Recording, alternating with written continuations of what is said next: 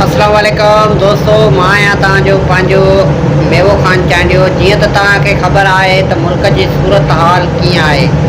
सिंध बिल्कुलु ॿुॾी चुकी आहे ऐं बेयारो बेमददगार माण्हू फाथल आहिनि ऐं सिंध हुकूमत खे अपील थी कजे ऐं आला अमलदारनि खे अपील थी कजे त जेके मारूड़ा असांजा सिंधी माण्हू या केर बि सिंध में जेको माण्हू रहंदड़ आहे, खणी ॿाहिरि हुजे, खणी पठान हुजे, खणी बलोच हुजे, उहे सभु असांजा ॿाहिरि आहिनि ऐं माण्हुनि सां हिन महिल ॾुखियो वक़्तु आहे ऐं माण्हू फाथा पिया आहिनि ऐं उन्हनि खे खाद खुराक बि न आहे।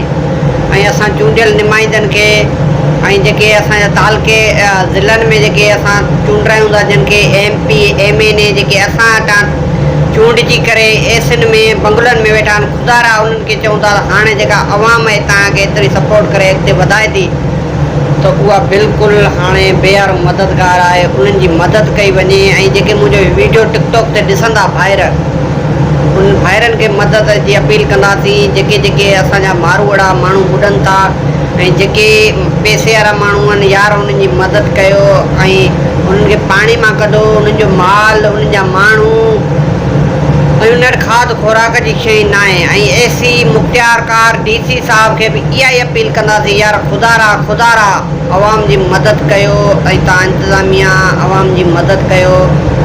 हाणे बारिश त आई आहे ख़ुदा जे तरफ़ां ऐं पाणी जे तव्हां दोस्त नथा कढाए सघो त उन्हनि खे खाद खुराक, अस्पतालूं, दवाउनि जी सहूलियत पेश कयो त जीअं हू पंहिंजी ज़िंदगी बचाए सघनि। छो जो हिन महिल वॾो वक़्तु अची वियो आहे अवाम ते, सिंध ते वॾो ॾुखियो वक़्तु अची वियो आहे ऐं असां जेके सोशल वर्कर आहियूं ऐं हिनखे आवाज़ खे उथारियो त जीअं ग़रीबनि माण्हुनि जी सपोर्ट थिए ऐं मदद थिए।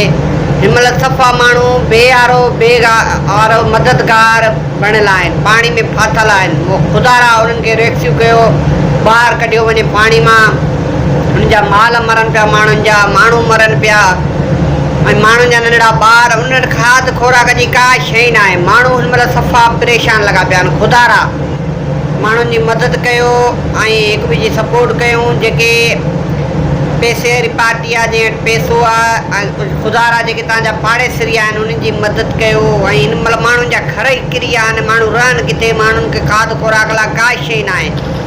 ख़ुदारा हिन वीडियो खे वधि खां वधि शेयर कयो त जीअं असांजे हुकुमराननि वटि पहुची सघे, जिन खे असां चूंडे करे MP MNA था बनायूं।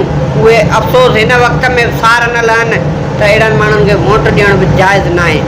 तो महिरबानी करे ख़ुदारा हिन वीडियो खे शेयर कंदा त जीअं ग़रीबनि जी मदद थी सघे ऐं तव्हां बि ग़रीबनि जी मदद कंदा। ख़ुदा हाफ़िज़।